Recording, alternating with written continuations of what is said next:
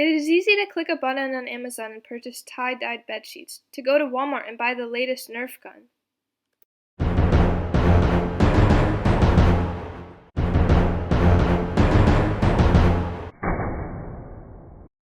and even to eat unnaturally red apples fertilized by DuPont's chemicals. But do we really know the impact of purchasing from these companies? Capitalism without enough regulation has led to diminished workers' rights, wealth inequality, unsustainable environmental practices, and damage to small businesses. This damage goes all the way back to the Gilded Age in the late 1800s, where industrialists such as Vanderbilt, Rockefeller, J.P. Morgan, and Andrew Carnegie had extreme control over the market economy. For example, Carnegie used vertical integration to buy out or merge with individual levels of the supply chain for steel.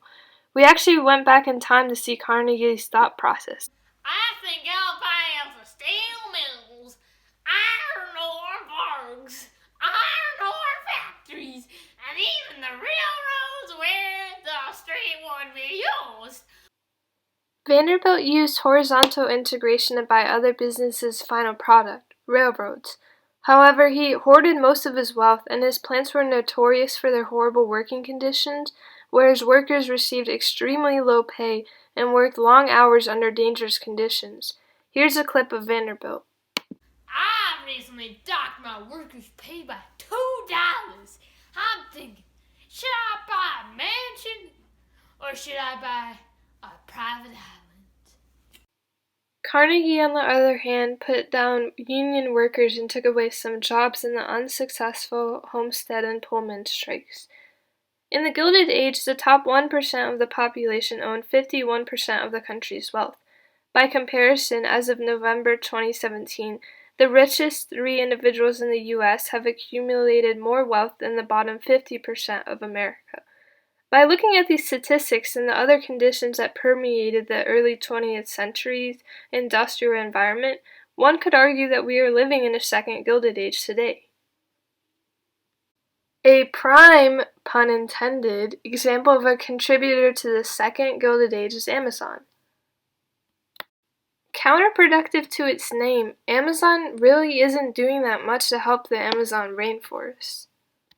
To fulfill its infamous one-day shipping policy, 25,000 Sprinter vans ship individual items on a daily basis instead of consolidating multiple purchases into single deliveries. And that's a lot of carbon dioxide. Also, wasteful packaging practices congest our city's landfills and pollute the soil. Styrofoam that Amazon uses for packaging takes 500 years to decompose. Let's just say Wally isn't happy. Also, Amazon workers aren't being treated that well, kind of similar to the Gilded Age.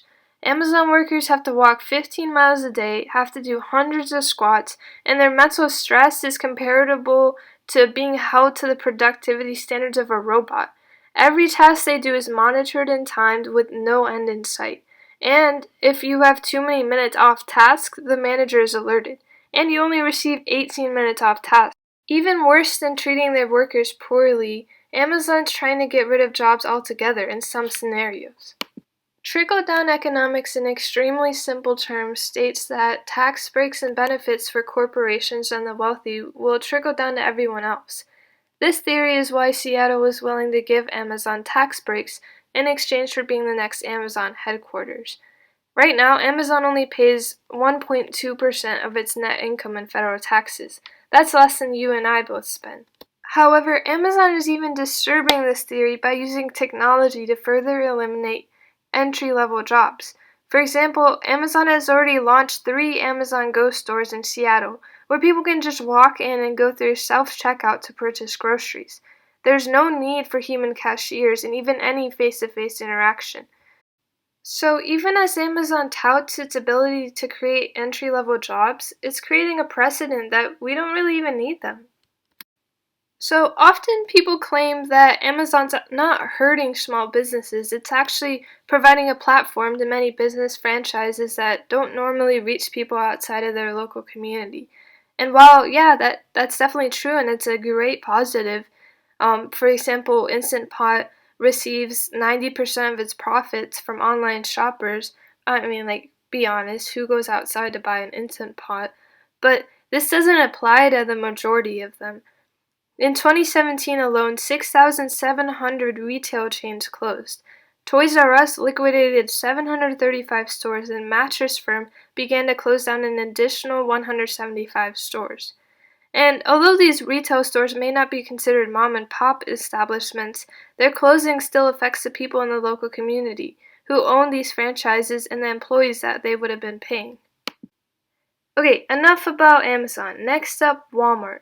So Walmart has a lot of faults, but I would say the largest one is that manufacturers of Walmart's products treat their employees poorly worldwide, especially in China.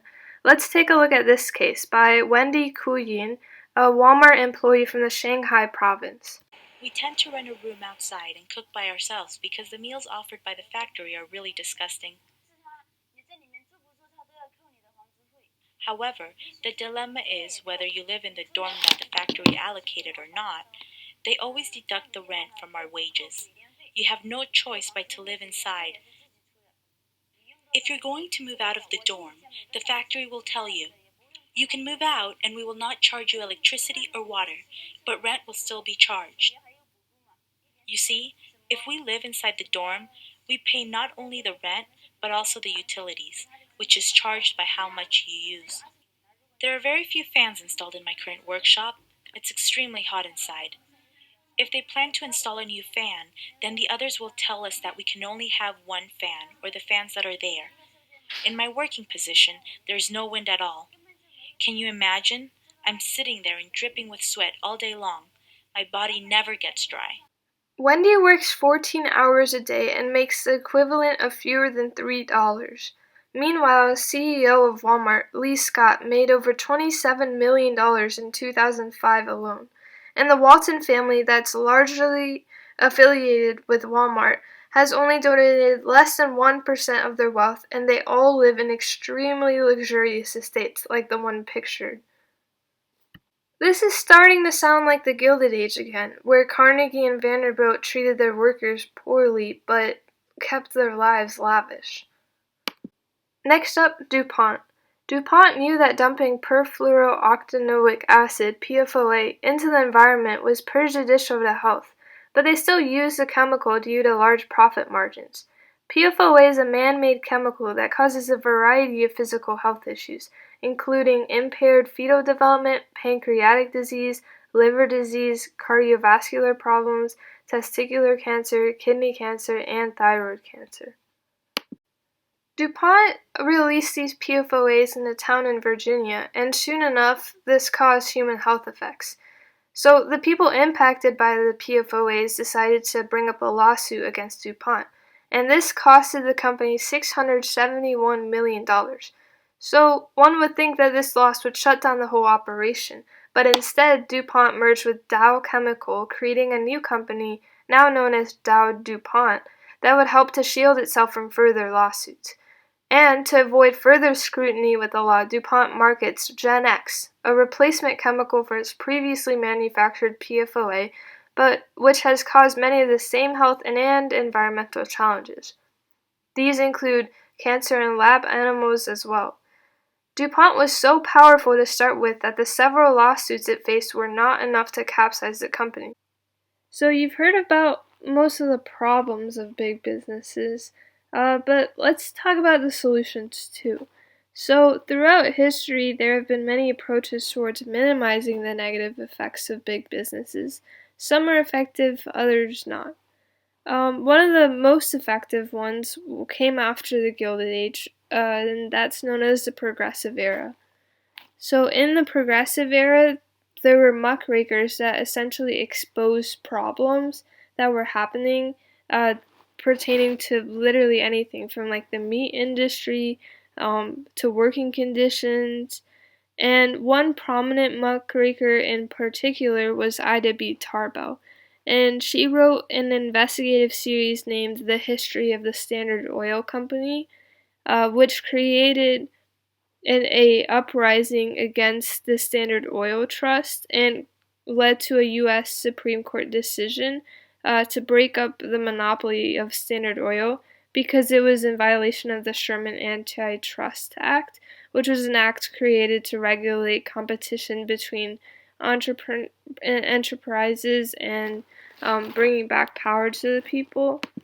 And during this time, new regulations were adopted pertaining to workers' compensation, exploitation of child labor, and even the creation of the Federal Reserve that enforces the idea that the national government has a duty to regulate the economy. In the United States today, there's also been a rise of populism, which is similar to the progressive era. The populist leadership today include Bernie Sanders and Elizabeth Warren, among many others, and they advocate for taxing the extremely rich, or the billionaires, to help increase wages and financial aid programs for the lower and middle class workers. Under Obama's administration, the Dodd-Frank Wall Street Reform and Consumer Protection Act was also enforced. This act increased government regulation of the financial sectors responsible for the 2008 recession. So these included banks, mortgage lenders, and credit rating agencies. There have been other measures attempted to control big business's negative effects too, which include the Wabash ruling, the Interstate Commerce Commission, and the Sherman Antitrust Act. However, the implementation of these acts have generally been consistently poor and have rarely been used against industrial monopolies. A current-day solution would be an incubator model for small businesses. I learned about this in my interview with Chris Clouden, the manager of the 7th Street Market in Uptown Charlotte. Essentially, the marketplace allows several small businesses that sell food into its space to test out their products and advertise. 7th Street Market is a nonprofit that helps educate these small local businesses on how to increase their profit margins and establish a consumer base. This marketplace concept helps the local economy by helping small businesses learn how to market and advertise, but it also is a central hub for Charlotteans to go and support small businesses easily right at their workplace. But here's my take to the solution. Well, starting off, a long-term solution to this challenge must balance free entrepreneurship in America and regulations that minimize such freedoms. This large-scale problem is extremely difficult to solve in one move because big business is directly involved with the economy, which has several moving parts that are hard to control, especially unprecedented. One solution is making fines from lawsuits or infringements of the law proportionally placed, because oftentimes companies such as DuPont find it cheaper to have a lawsuit than to take care of their human lives in the first place. So, for example, a $200 parking ticket is barely anything for a billionaire, but it's everything for someone who has a minimum wage job. Even Chris Hughes, co-founder of Facebook, argued that Facebook is not fined enough in a New York Times opinion article. Due to Facebook's large infringement of privacy with its Facebook accounts, the Federal Trade Commission was expected to impose a $5 billion fine on the company, but Chris Hughes argues that's not enough.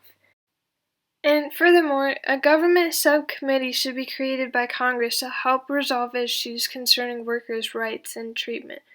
Too often, workers are silenced by their companies to speak out against wrongful doing. Rather than being diminished of their power like the ICC, this subcommittee should use a Universal Declaration of Human Rights as its precedent to allow regulations in combating workers' conditions. And although AI technology will indeed be taking over our future, that doesn't mean it has to take over our jobs too. Human-to-human interaction is valuable in that it helps both our physical and mental health. It lowers occurrences of stress, depression, anxiety, helps boost our endocrine immune systems, and it's good for the local economy and it helps reduce the unemployment rate. Regulations and quotas for the number of workers per company in proportion to company wealth should be in place. For example, per $10,000 revenue, there should be one worker employed at that company. It varies. There's still a lot more to research and to understand beyond my paper. And These topics include examining possible cultural shifts that Amazon may have caused by allowing people to stay at home instead of venture out to local stores. Additional research can also delve into different political party ideology on business regulation and the roots of such beliefs. It would also be interesting to see how people's confidence in the economy can sometimes affect the power big businesses have. And how much should we be doing as consumers? Do we shop at Amazon every day? Do we never use it at all? What is the perfect median between small businesses and big businesses? I picked this topic because my parents run a small business on the side, and I've had many memories there from its inception to even now. The business is a tutoring center specifically for elementary schoolers, and although it's not affected by Amazon directly, I believe that through various forms of e-learning, it may be in the future. Having parents who own a small business makes me also further empathize with business owners that are impacted by large corporations. And I also really like learning about the economy and politics. In college, I want to major in business or economics and political science. So I thought this was a good topic to intertwine my interests. Large corporations have dealt so much damage to society over the years. Poor working conditions, unsustainable environmental practices, taking away jobs, having too much power against the law, hurting the local economy, and so much more. It is time that the American people would take that power back and return to the American values of independence, equality of opportunity, and self-reliance.